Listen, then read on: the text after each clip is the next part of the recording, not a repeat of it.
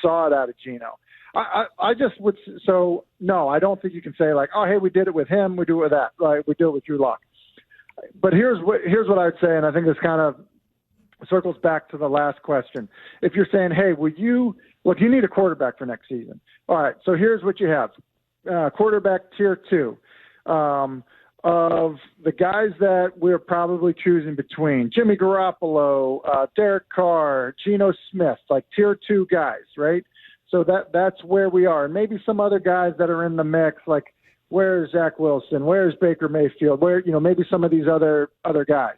Who am I paying the most? I'm committing the most in terms of what I feel comfortable doing, not what somebody else offers one of those guys. I'm sticking with Geno Smith. Can you win a Super Bowl paying Geno Smith $30 million a year?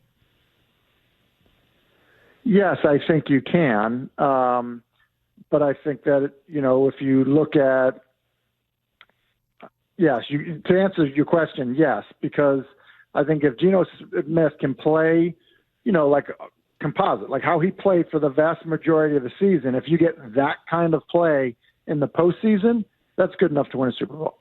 That's huge. I mean, that's a really important. I mean, of everything you said, that's probably the one that will stick with me the most, because that's ultimately the question you've got to ask yourself, right? This whole idea of what's a fair price, what's the fair market. I mean, that's all well and good, but if you're John Schneider, the first question you got to ask yourself is, if I pay this guy this amount of money, can we win a Super Bowl with him?